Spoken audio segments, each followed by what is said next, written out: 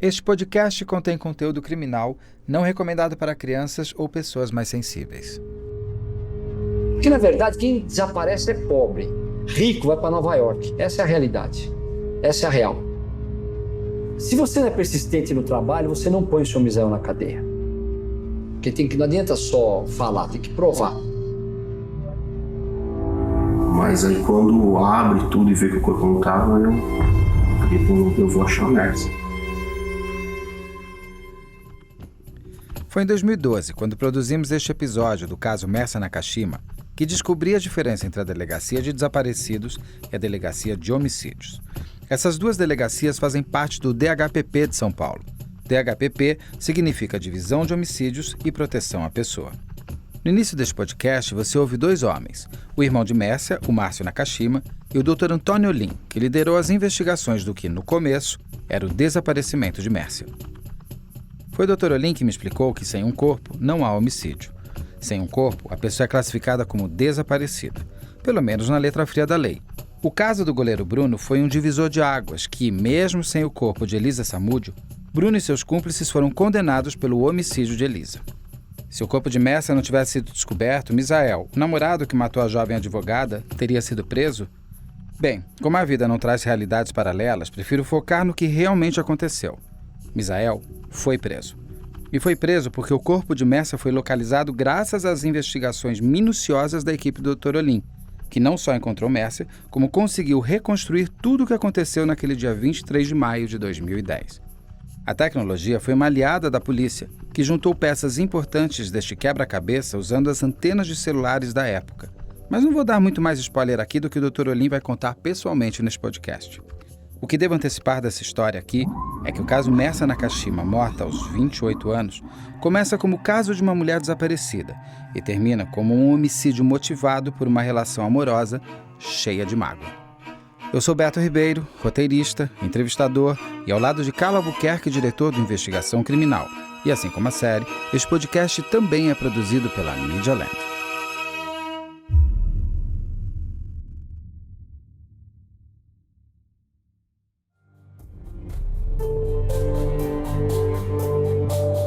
Mércia, uma jovem, fez o curso de Direito, esperta. Esse é o Dr. Antônio Lin, o delegado do caso. Sair bem na vida. A Mércia tinha 28 anos. Esse é Márcio Nakashima, irmão de Mércia. Antes de mais nada, peço desculpas pela qualidade do áudio, mas o conteúdo é bom e vale a pena ouvir. Ela era muito focada nas questões dela, nos objetivos dela. E ela nunca quis nenhum relacionamento até se formar, até acabar a faculdade. Tranquila, de família, frequentava a casa da avó todo domingo para ir tomar o café com todos os familiares juntos. Tinha ganhado esse Honda Fit da tia, 0 km, deu de presente para ela. Uma família do bem, uma família tranquila, como outras tem aí. Era uma irmã muito querida, uma filha muito amada, uma pessoa iluminada. Ia viver lá em Guarulhos, ia com certeza casar, namorar. Ia estar de bem, porque ela era uma moça, pelo que eu via, pelo que a irmã falava, e as amigas que eu ouvi, todo mundo falava bem. E tudo isso foi interrompido. Ninguém teria motivos para matar a Mércia. Ninguém. Se envolveu com uma pessoa, eu não vou dizer errada, mas uma pessoa que ela não deu muito valor, só que o cara se apaixonou e amou. Que muitos casos acontecem disso e as pessoas se separam e acabou. Ele não, ele ficou com isso na cabeça.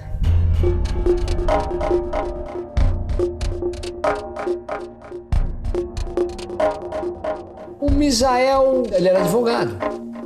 Ele advogava. Ele tinha os bicos dele da Polícia Militar de Segurança, levava a vida dele em Guarulhos e ele era o rei de Guarulhos. Essa é a realidade, tentou ser candidato. Ele se achava. Eu falei que é um cara dissimulado, né? Porque ele é um cara...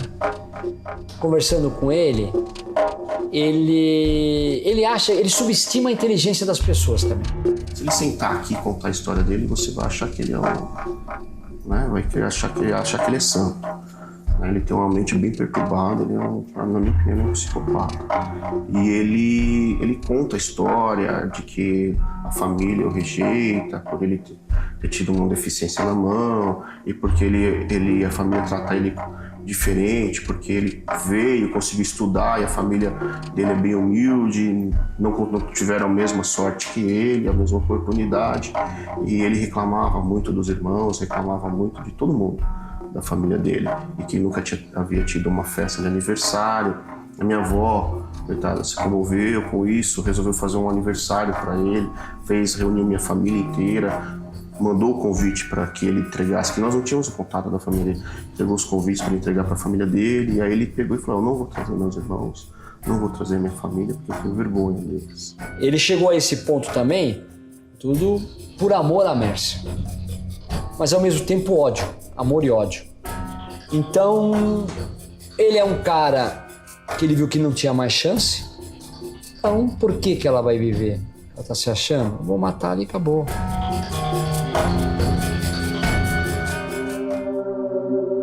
O namoro entre Mércia e Misael era baseado em posse, ciúmes e cobranças. Uma real atração fatal. Para se ter uma ideia de como a relação entre os dois era problemática, eu vou ler aqui um dos últimos e-mails que Misael escreveu para Mércia, ela já no papel de ex-namorada. Mércia, não quero mais passar um fim de ano como o que eu passei em 2009, sozinho, por aí. Eu já estava acostumado a ficar com você e foi muito, muito ruim para mim. Eu preciso resolver a minha vida. Ficamos 4 anos juntos. Você me deixou para ficar junto da sua família, como se eu tivesse impedido de você ficar junto deles.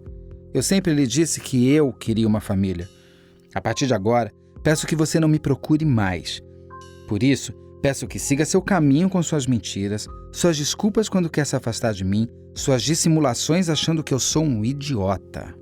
Ninguém é de ninguém e só ficou no sonho ser feliz e te fazer feliz.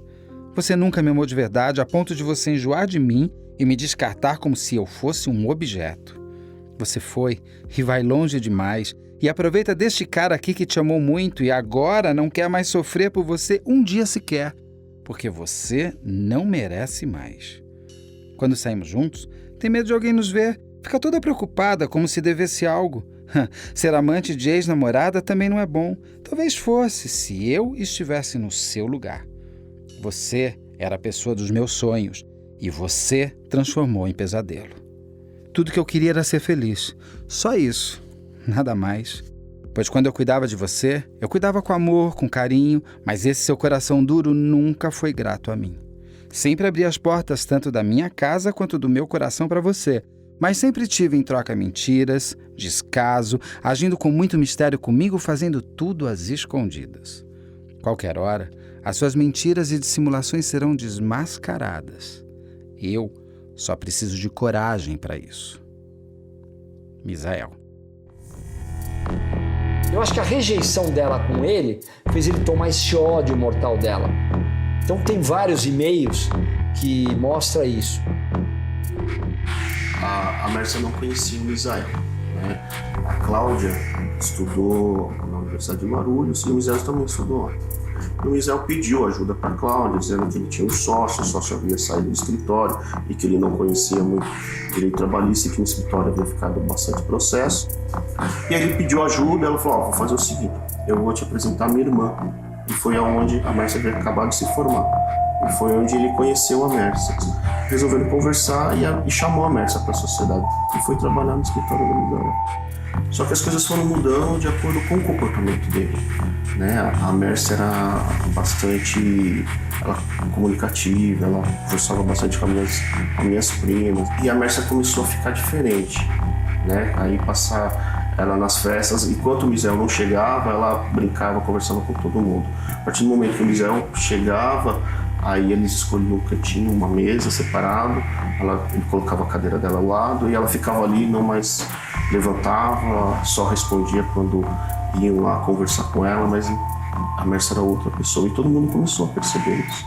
E todo mundo começou a reprovar, falar que aquilo não era certo, de que ela não podia virar as costas para a família, de que as coisas não eram desse jeito. Ela não queria mais ficar com ele, queria se usá-lo.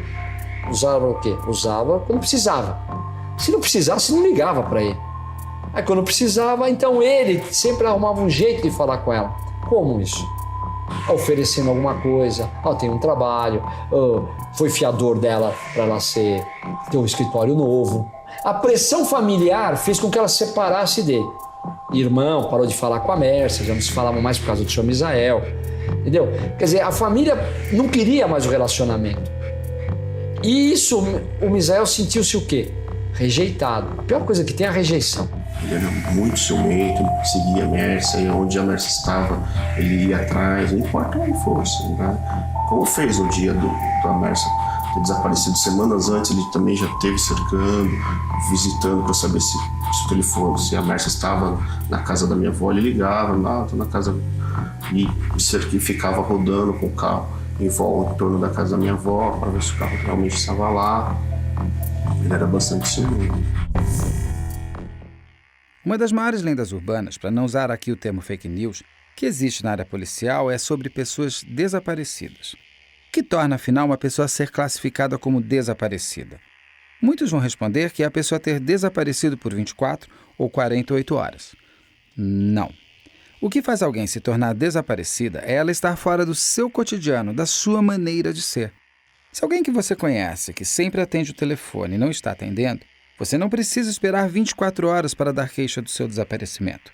Agora, se for habitual alguém sumir um tempo e não atender o telefone, então é melhor você esperar um pouquinho mais para dar a queixa. E atenção, se você for à delegacia para dar queixa de um desaparecimento e a pessoa reaparecer, por favor, volte à delegacia e dê baixa no inquérito. É importante para que a polícia não direcione mais esforços para um desaparecimento que não existe mais e porque o CPF da pessoa que some acaba ficando congelado. No caso de Mércia, a mentira acabou sendo prejudicial para seu desaparecimento. Para a família, Mércia estava afastada de Misael. Como o próprio e-mail que ele escreve para a ex-namorada fica claro, Mércia escondia a relação da família. Na última vez que ela esteve com seus familiares, ela inventa uma história para ir embora, mas a realidade é que ela tinha combinado de se encontrar com Misael. Por não contar para ninguém a verdade, coube à polícia provar que Misael tinha sido o último a estar com Mércia. Era rotina nós almoçarmos na casa da minha avó. Ainda é uma rotina. E a Mércia esteve lá, né, como todo final de semana, como todo domingo para almoçar. Foi quando a Mércia recebeu a primeira ligação do Misael e não atendeu. E as crianças que estavam lá, meu filho, meus primos, meus priminhos, resolveram então usar a TV para jogar videogame. A Mércia, como não gostava, ficou insistindo para mudar, nós não mudamos. E ela falou, bom, já que vocês insistem em ficar assistindo essa coisa chata, eu vou embora. Preciso cuidar do cabelo, preciso fazer algumas coisas e eu vou aproveitar esse tempo. E combinou com a minha mãe de passar no outro dia cedo para poder pegá-la para ir para o escritório, que minha mãe trabalhava com a Cláudia e a Mércia no escritório. E foi embora. E, infelizmente foi a última vez que nós vimos a Mércia.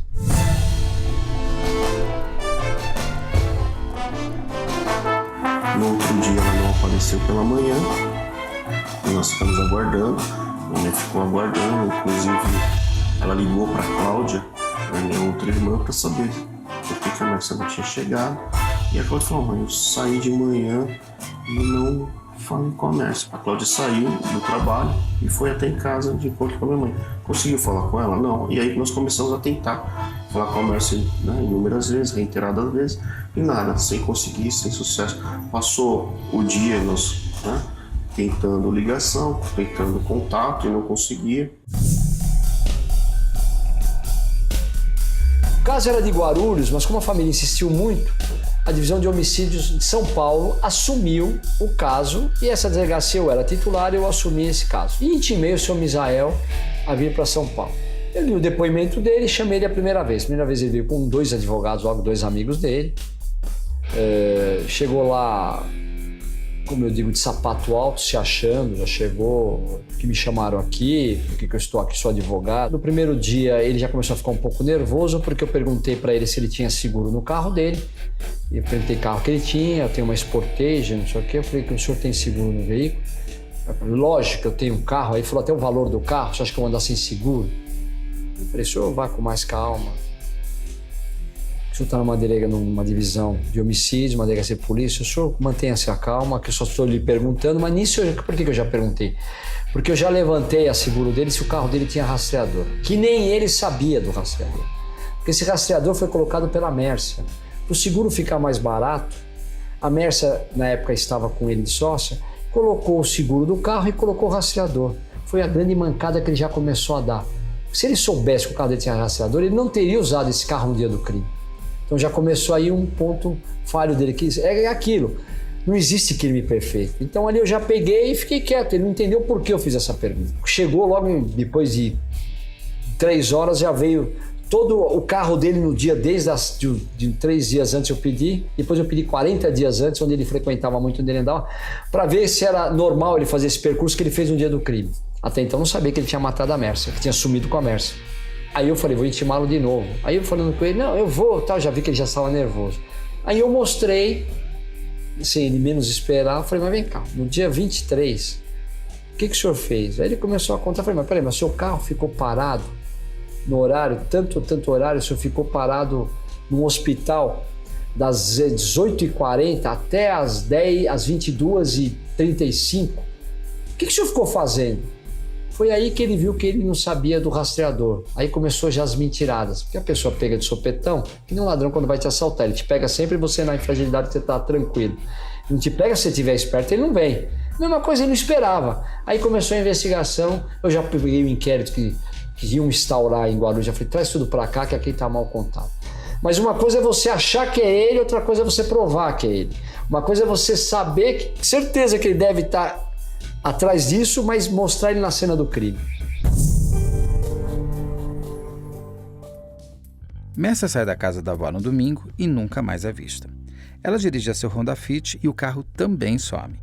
Além da linha da investigação que o Dr. Olim abriu para averiguar se Misael sabia de algo, o que até então era uma possibilidade, a polícia checa outras opções para a história, como sequestro e latrocínio. A família também começa uma campanha para tentar encontrar Mércia, o que leva o irmão e outros parentes a viverem exclusivamente pelo desaparecimento da advogada. Recebemos inúmeras ligações, isso foi uma crescente de ligações. Nós anotávamos todos os telefones, nós tínhamos uma central na casa da minha avó. Nós tínhamos um caderno de anotação de tudo que foi passado. Teve dia que chegava mais de 4.000 ligações no dia. E é tudo que chegava nós íamos atrás, nós íamos investigar, nós passávamos tudo pro Dr. Olim. Só que a gente ia atrás de tudo, eu ia para todo lado, 24 horas. Eu, meus tios, meus primos, meus amigos, para tudo quanto é lugar. Dava informação, eu ia, fui pro interior do estado, fui para vários lugares. Os advogados já começam a colocar que ela podia ter sido sequestrada, que ela podia ter sido morta num sequestro. Aí nós levantamos durante 40 dias, as investigações de roubos na região, no percurso que ela faria da casa da avó dela, do avô, que ela sai da avó e vai para a casa do pai. Não teve nenhum roubo. Que tem locais e regiões de São Paulo que tem sequestro relâmpago, tem roubos de sinais, roubos de relógios, tem os lugares já, roubos de carros, onde que mais rouba carro, furta carro. E ali não tinha nada, então já se tirava essa hipótese de ela ter sido sequestrada. Mas até então houve várias denúncias, nós pedimos investigações em cima de pessoas que realmente tinham problemas, mas não tinham nada a ver com a Mércia. Também era um jeito que os advogados arrumaram de tumultuar o caso para não chegar nele. Como eu aprendi rapidamente com a polícia, mais que provar a verdade, uma investigação muitas vezes gasta tempo tendo que provar que o criminoso está mentindo.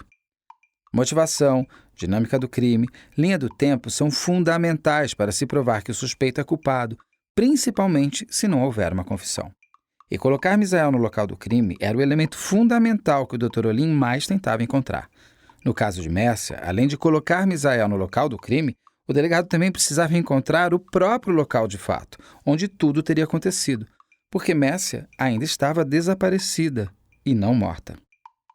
O emaranhado de mentiras de Misael só serviu para criar ainda mais complexidade ao caso e apontar o ex-namorado como, no mínimo, participante do sumiço de Mércia. Márcio Nakashima e seu pai também continuavam atuantes numa investigação paralela.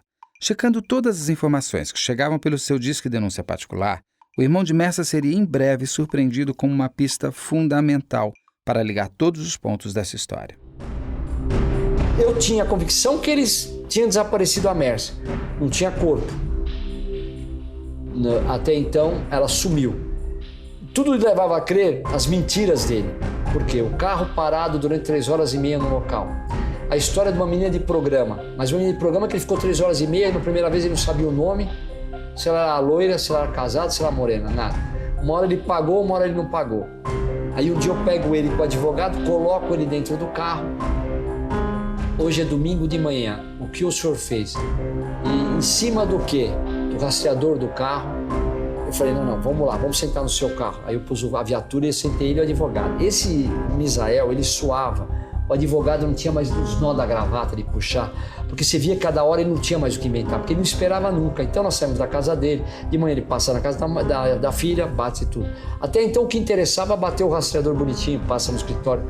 Quando chega no final da tarde, ele passa num posto de gasolina. Até então, quem que é esse posto? Por quê?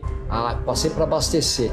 Que durante um mês aparecia o rastreamento do carro dele, indo muito nesse posto. Mas você abastece tanto, então você põe R$10 cada vez. Aí levanta o quê? Levanta as fitas, as imagens do posto de gasolina, se ele ia abastecer tanto. Não, apareceu um abastecimento. Ele ia sempre, punha o carro onde? Na calçada do lado de fora, onde não havia câmaras. Até então não sabíamos nada que ela estava morta, né? Então ela estava desaparecida. Então tudo nós começamos a juntar. Os e-mails, aí você via as humilhações que ela fazia com ele também. A Mércia também humilhava muito ele. Comecei a ver o Misael guardando isso e mais toda a investigação chegar ao que aconteceu. Posto de gasolina, carro parado, os telefones. Aí chegou-se o quê? O Misael desapareceu com a Mércia. Até aí só desapareceu, não existia corpo. Agora, aonde ele matou, o que ele fez, foi nessas 3h30 que ele ficou parado. Agora, quem que tá com ele? Aí começou as coisas que ele quis provar que ele não tinha nada a ver. Então começa o dia do desaparecimento da Mércia. Na sexta-feira, ela morreu, ele sumiu com ela no domingo à noite. Então, na sexta-feira, ele saiu com a Mércia. Ele foi no cinema. Então, ele guardou o ticket, a entrada do cinema dos dois. Ticket de estacionamento, você paga de shopping, você joga fora. Não, ele tinha guardado. Então ele achava que ali era o álibi dele. Não, eu não tenho por que sumir com ela. Eu fui com ela no cinema na sexta-feira, saí do cinema, nós comemos juntos, não tive problema nenhum. Então por que eu desapareci com ela? No sábado ele sai com ela de novo. Ele pega ela, passeia, leva ela para casa dele, faz um jantar, compra uma pizza lá. Tem lá o namoro entre os dois lá, sai, já não estava muito, mas de vez em quando ele saía. E no domingo, ele já no sábado deixou acertado e no domingo ele pega a Mércia e desaparece com ela. Eu fiquei sabendo no decorrer da investigação, né? Quando o doutor Olim chegou e falou, olha, a Mércia tem encontrado com ele, eu tenho provas disso, mas doutor, eu não tenho. Eu não achava, na verdade eu não acreditava que o José poderia estar envolvido nisso, eu. E nem ninguém na minha família. Nós acreditávamos realmente que ela havia sido sequestrada ou que alguma coisa poderia ter acontecido com ela, mas não com o Misael, que o Misael poderia estar envolvido. Mas ele mentiu, porque ele disse que faziam 2 meses que ele não falava com a Mércia. E que durante esses 2 meses, a última vez que ele havia falado com a Mércia tinha sido pelo MSN, pelo computador, e não mais por conversar. E em nenhum dos depoimentos que ele fez na delegacia, ele disse que no sábado anterior ele esteve com a Mércia no cinema, no shopping. Então, ele mentiu. Então foi ali que eu comecei a suspeitar do envolvimento dele, do desaparecimento dela. Eu já estava meio tretado com o irmão dela. E tanta denúncia que ele comecei a não passar mais para ele, porque ele chegava primeiro, já comecei a ter uma discussão. Eu já não aguentava mais também ouvir tanto o Márcio me ligar, mas tudo bem. Eu entendo, vítima, irmã nova, bonita. Bom, ele me ligou. Doutor, é o seguinte, eu vou contar uma história aí e eu acredito que tem alguma coisa a ver. Aí ele começou a contar, tem um pescador, vai escutando, eu tô lá ouvindo, fala, irmão. E eu lá cheio de, não tem só ela desaparecida, tinha mais, desaparece 2.000 pessoas por mês em São Paulo. Falei, fala, olha, o pescador viu um carro ser empurrado, um carro parecido com o da minha irmã, na represa de Nazaré Paulista. Eu ouvi 3 berros, aí quando ele falou os 3 berros, eu falei, nossa, irmão, isso é história de pescador. Chegamos que esse pescador, ele é um funileiro lá de Guarulhos. O pai da Mércia corta o cabelo com um barbeiro, que esse pescador também corta o cabelo, que é o tal do funileiro. Então ele vai e comenta quando começou a colocar imagens dela, fotos dela e na repercussão dele, ele fala assim, pô, eu tava pescando e eu vi um cara empurrar um carro, um Honda Fit, lá na represa de Nazaré. Eu vi 3 berros e depois uma pessoa empurra o carro e o carro com o farol aceso, o carro entra na água e some. E fala isso pro barbeiro. E o barbeiro, sabe como é que é barbeiro, né? Todos, né? Eles, vai um aqui no cabelo e só papai na orelha. Aí foi o pai da Mércia. O pai da Mércia chegou lá e sentou. O pai da Mércia persistente, pô. Minha filha foi ele que matou, desapareceu. Pega e ele conta essa história pro pai da Mércia. Aí você vê até que é uma coisa que às vezes você não acreditar, você tem que acreditar em tudo. O pai pegou os bombeiros da região, foi para lá, para Nazaré Paulista, no local exato que o pescador falou. Sem me avisar, sem nada. Porque eu estava em outra investigação em cima do Misael, porque até então não sabia onde estava o corpo, entendeu? O que ele fez aquelas 3h30, eu não sabia que ele tinha ido lá, ele tinha marcado com ela, levado nada disso, só soube isso depois que foi achado o corpo. Aí meu pai foi até Bragança Paulista, conseguiu uma autorização de um bombeiro, e o bombeiro marcou, falou, então amanhã nós vamos lá. O bombeiro mergulhou inúmeras vezes, tentou, e não achou nada. Aí subiu e falou, não tem nada, mas meu pai falou, mas olha, a pessoa me garantiu, me assegurou que foi aqui, e tinha a marca do carro, lá, a marca do carro. E o bombeiro falou, aqui é uma prainha onde as pessoas usam para nadar, no final de semana isso daqui é cheio, isso é uma conta, então... Né? E meu pai insistindo, o bombeiro falou, né, o bombeiro me relatando, Márcio, eu só voltei porque eu fiquei com pena do seu pai, mas eu não voltei para procurar o carro. E seu pai achava que, como eu desci de frente para a represa, ele achou que eu só procurei ali. Eu já tinha andado toda a volta da represa embaixo d'água. Ele procurou por mais de 3 horas. E ele pediu, falou, o carro tá aqui. Ele desceu então aqui. Márcio, eu desci e fiquei lá embaixo. A água é turva, não dá para ver praticamente nada. E eu fiquei por cerca de 10, 15 minutos. Quando ele olhou no relógio, falou, tá na hora de eu subir. Quando ele virou para subir, ele esbarrou no carro.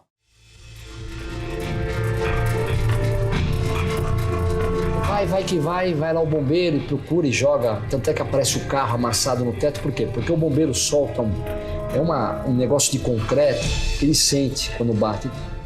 Até então, é um carro.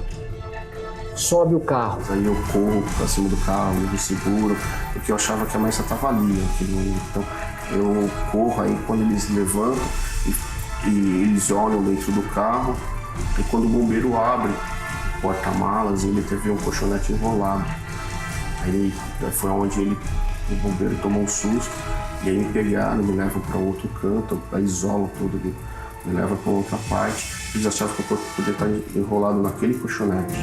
Né? Mas não, na semana anterior nós tínhamos ido pro sítio no interior e lá, como tinha sido uma festa, tinha lugar para todo mundo, e nós levamos os colchonetes. A Mércia não tinha tirado as coisas do carro. Então ele viu que a Mércia não estava e eu pude ver, mas assim, eu não vi nada assim de frente, estava tudo muito bagunçado por conta da água, né? Mas a roupa dela estava lá, uma jaqueta dela estava lá. Eu vi que no chão tinha o celular, mas eu não vi mais nada, assim.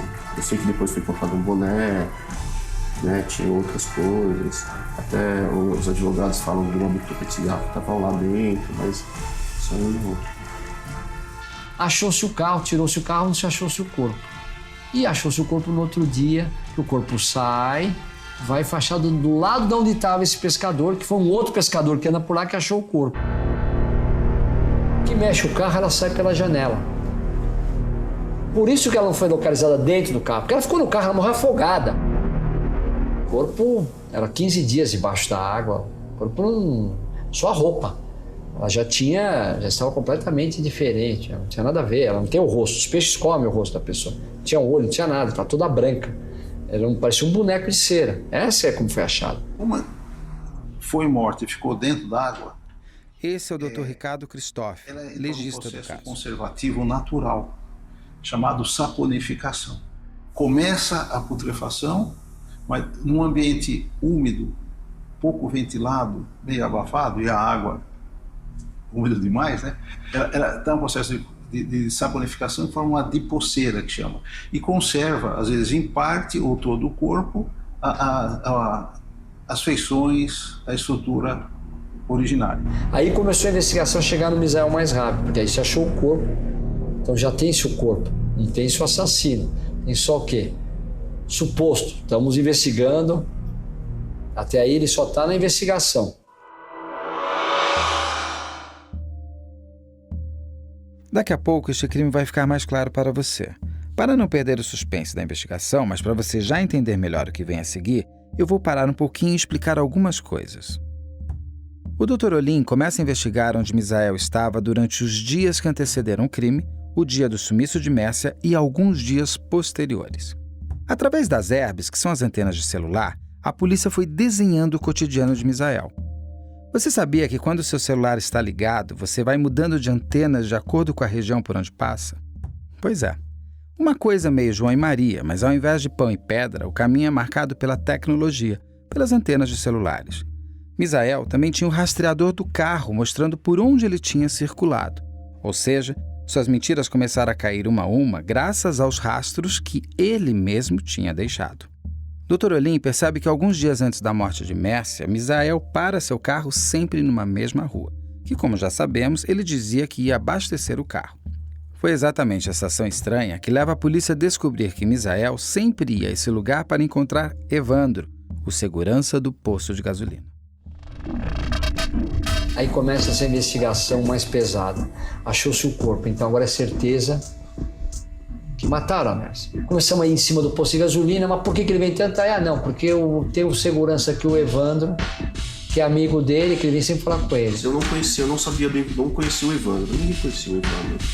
Depois vem a figura do Evandro no caso. Porque no dia que encontra o carro, o Evandro está lá na represa. Ele está vendo o carro saindo. Porque pelas imagens você vê que a represa é uma descida e lá embaixo tem... Então aqui embaixo, aqui é a água. Do outro lado, na margem oposta, tem 3 sítios. E os irmãos do Evandro moram lá. E de lá ele tem uma visão privilegiada, é um plano um pouco mais alto de onde o carro está, e ele lá, ele assiste tudo, o carro ser retirado. Aí quando o corpo apareceu, o Evandro sumiu para Sergipe. Aí a investigação foi, o principal agora é pegar o seu Evandro, para poder o quê? Chegar no Misael.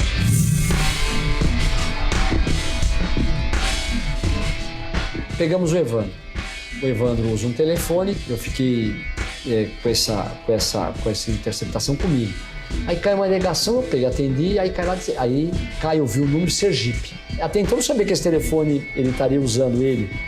Aí ela falou, manhã, não sei o quê, eu falei, porra, é de lá. Aí ela fala, o que você fez? Tá todo mundo, a polícia veio aqui de Sergipe atrás de você. Eu falei, é o alvo. Então nisso eu já, as herbes, uma cidadezinha lá no sertão de Sergipe, lugarzinho, sabe? Então tinha uma herbe, já caiu o local. Liguei para um colega lá de Sergipe, prenderam ele. Eu fui para Sergipe, fui buscá-lo. E o seu Evandro estava lá. Ele sentou lá, falei, não, vem cá, vamos conversar. Isso, e aí comecei a mostrar que eu sabia muito. Aí ele começou a contar, ele contou que realmente o Misael matou a Mércia. Ali que o Misael começou a ficar, já estava quase certeza, mas aí que ali começou a ver que ele não tinha como sair fora. Quando o senhor Evandro é pego lá em Sergipe, ele fala, ele fez um depoimento que eu gravei, que foi a minha sorte, que eu filmei lá, que ele chegou aqui, disse que já foi torturado, então ele já falou que não aconteceu nada, mas lá ele contou que ele sai que é uma estrada de terra, que você sai de Nazaré, que só tem sítio, um lugar escuro, só vai lá quem conhece. Falou, tem um acidente de trânsito, uma moto bate num carro e o resgate foi socorrer. Na hora que nós passamos por uma viatura polícia militar, aí o próprio Misael ficou nervoso. Falou, não, vai. Ele estava com as armas escondidas, que ele estava com 2 armas. Com certeza uma ele matou ele andava sempre com 2, que a gente aprendeu, mas não era a arma do crime.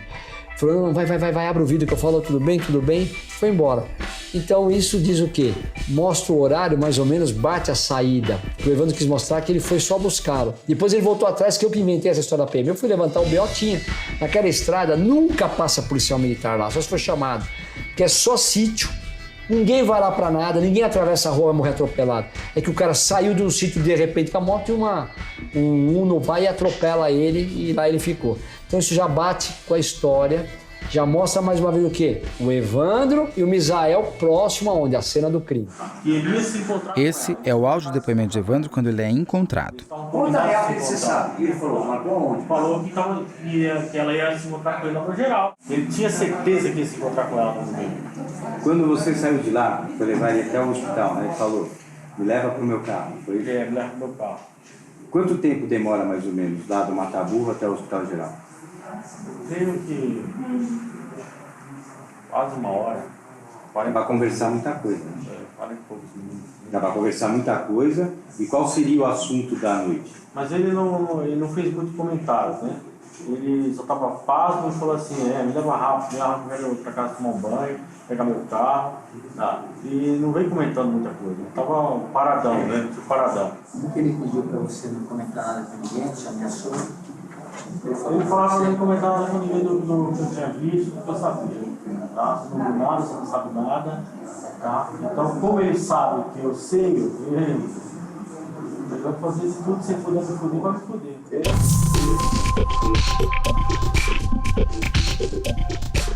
Fizemos perícia na casa do senhor Misael, depois de achar o corpo, em todos os encanamentos para ver se tinha vestígio de terra, porque ele lavou a roupa.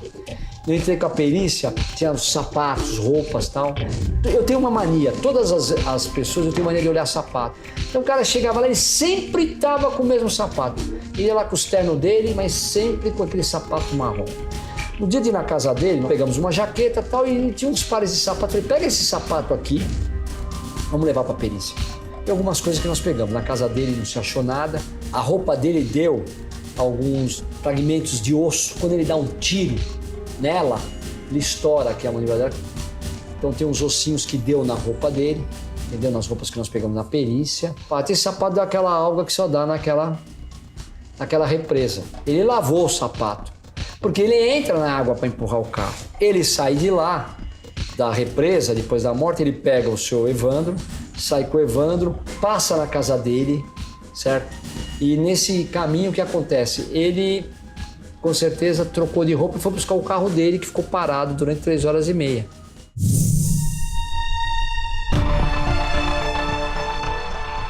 O seu Misael tinha 5 linhas de 5 telefones aparelhos.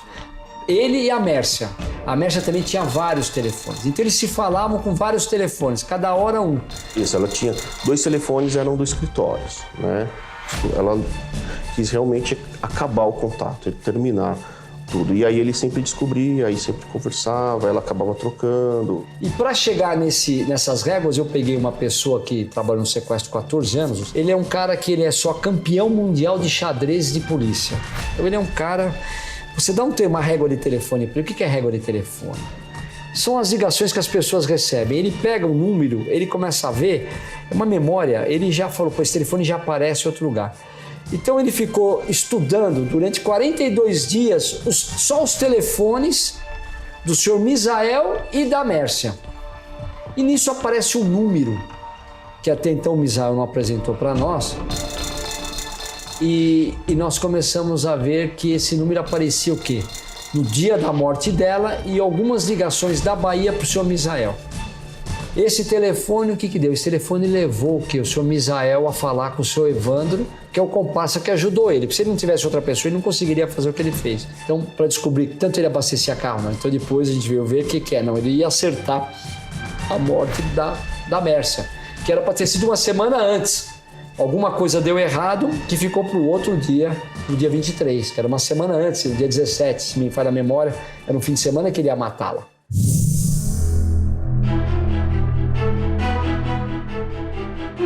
Uma coisa que pegou pesado nele, esse 6º telefone, ele tem que dizer que é dele. Ele fala que o telefone não estava em nome dele, até então ninguém sabia do 6º telefone. Foi quando o senhor Misael vai gravado uma cena que eu peço para ele, o senhor me dá os telefones que o senhor tem? Ele falou, mas... Eu já lhe dei os 5 telefones, ficou com o senhor, eu perdi todas as memórias e perdi todos os meus clientes por sua causa, ele falou para mim. Eu falei, ô doutor Misael, aí já chamei ele como advogado, já que ele queria assim, o senhor perdeu seus clientes, seu telefone foi para perícia. Falta um telefone que o senhor não deu para mim, não. Todos que eu tinha que dar, eu dei. Eu falei, então põe os números aí. Esse é o áudio de Misael e Dr. Olim conversando na delegacia. Já passei. Então, mas por favor, põe de novo. Já passei, não vou passar mais. Não vai? Ele se recusa a passar nesse momento. Esse telefone eu não se recusa. O senhor escreve para mim os telefones. Não custa nada, Zé. Escreve aí, pronto. Todos, tá? Mas não esquece nenhum. Já passei. Tá certo. Não, senão se recusa na hora. Ele falou anteriormente, ele falou segundo, ele está se recusando. Ah, ele tá escrevendo. utilizar. Todo mundo, você não autuou ele por desacato. Não me interessava autuar ele, me interessava ele cada vez se enforcar mais. Mostrar que ele estava mentindo.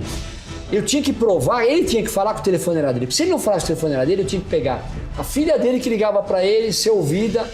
Não, ela vai falar, não lembro eu ter ligado. Meu, o pai dele liga 3 vezes esse número, poucas pessoas tinham esse número, e a Mércia uma vez. Por quê? Porque a Mércia num domingo liga para ele em todos os telefones várias vezes por dia para ele. O Misael não atendeu nenhuma vez ela. Nenhuma. E liga um 6º telefone, aparece uma ligação da Mércia. Em seguida, ele não atende, ele já liga no telefone que ele sempre falou com a Mércia. Então, ela liga nesse 6º telefone, toca, ele não atende, mas já liga num que é um dos normais dele ligar. Então, mostrou um vínculo. Pô, logo em seguida, ele liga para a Mércia.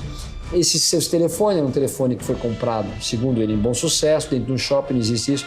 Esse telefone era da Granja Viana, não tinha nada a ver. Esse telefone ele estava usando, ele usou para a noite, para o dia do crime, que era um pré-pago que ele punha os valores lá e o nome de outra pessoa, e foi o que ele usou. Só que a gente tinha que ter certeza que ele usou o telefone.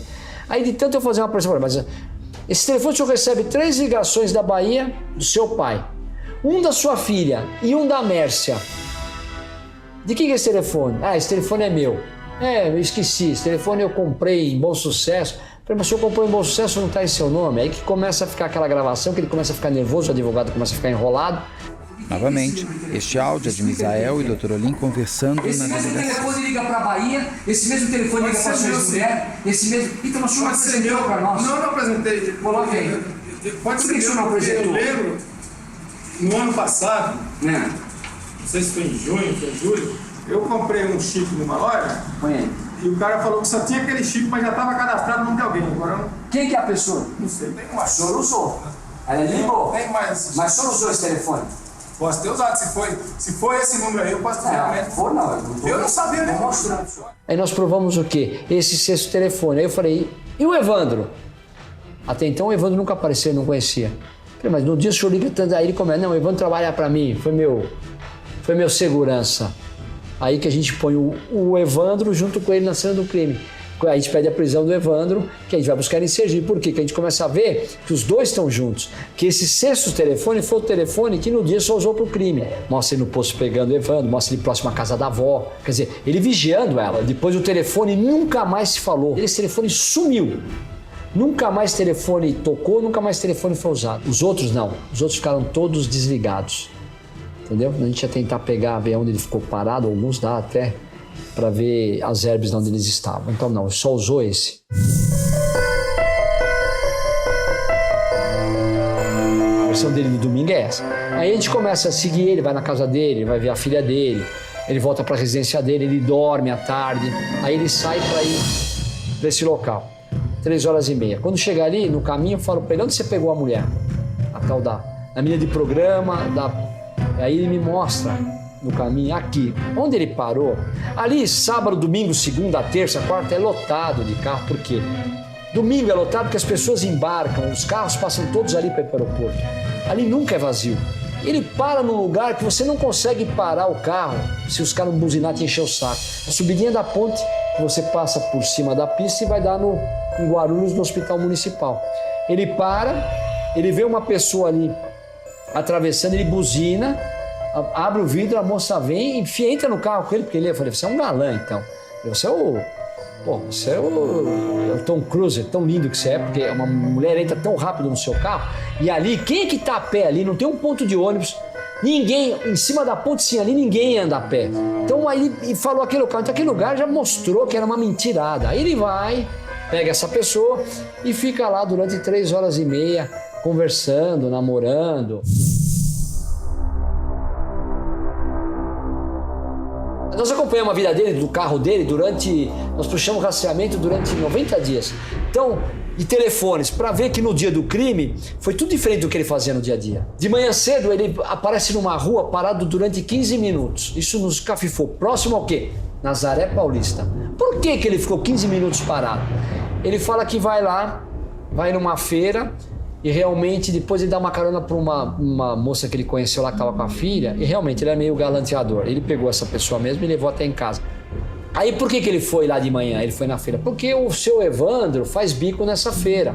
Ele foi conversar com o Evandro para marcar que ele ia passar às 18 horas no posto para fazer a parada da morte para matar a Mércia.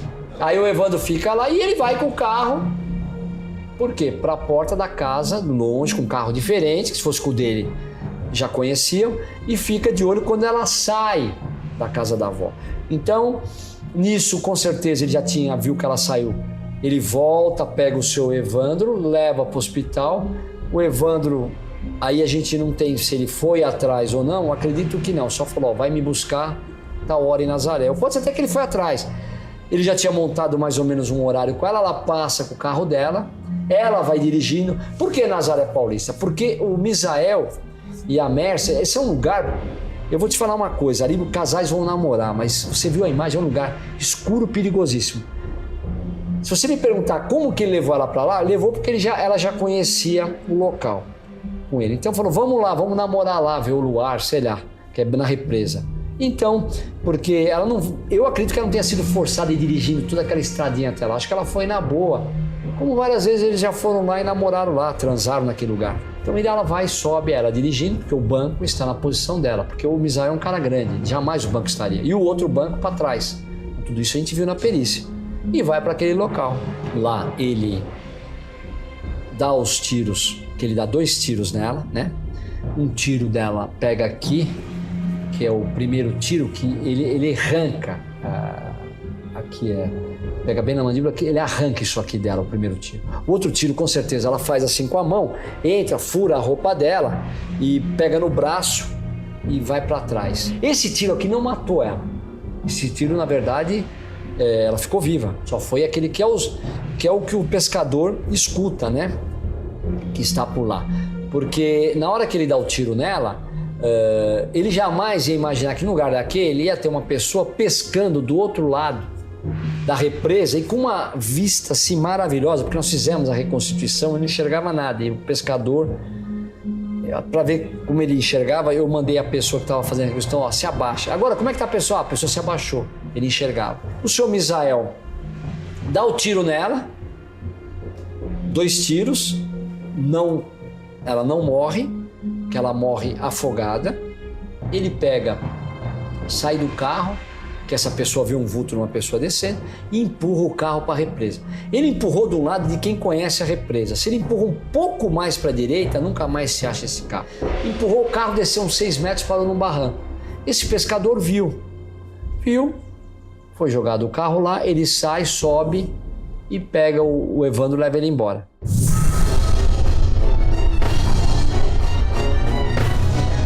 E eu falei para ele que ele me chamou de incompetente. Um dia ele chamou lá toda a imprensa, que ele falou um monte de mim, que provar que ele não estava no crime, que eu era incompetente. Foi o dia que ele foi lá, que eu pedi o telefone, que ele bateu na mesa e falou, o incompetente vai te pôr atrás das grades. O incompetente vai te pôr na cadeia, viu? Pode olhar no meu olho. Vou te colocar na cadeia, incompetente.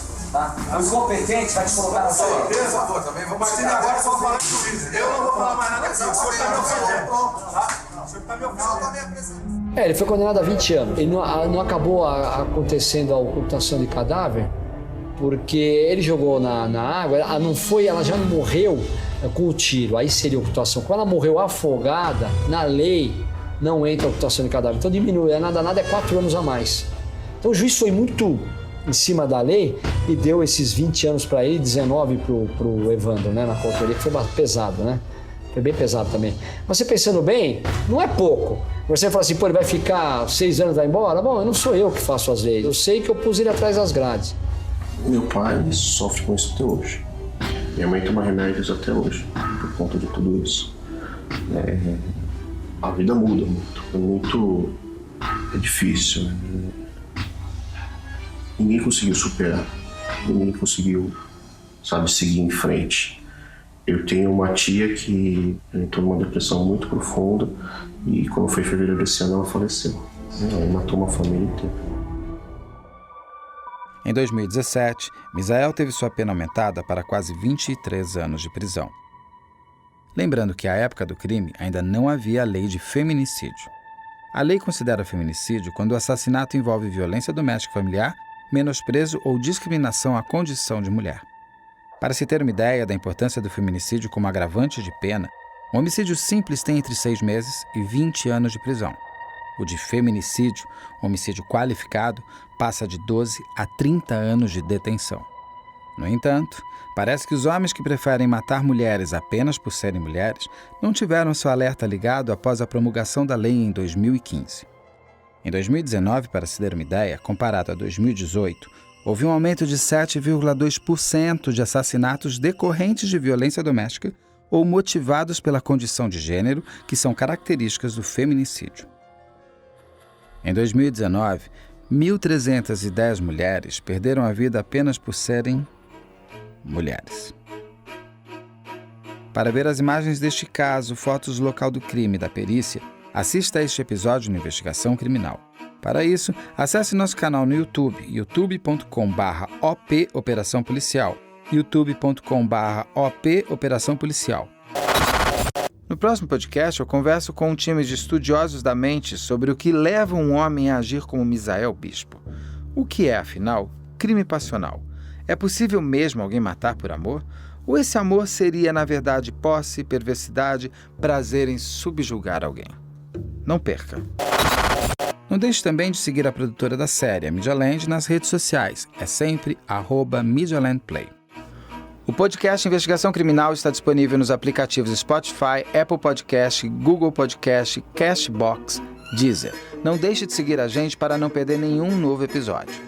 Este podcast é uma produção original da Media Land, com roteiro e narração de Beto Ribeiro, direção-geral de Carla Albuquerque, captação de som André Monteiro, coordenação de pós-produção de Bruno Salvagno, edição e finalização de áudio de Chico Mendes.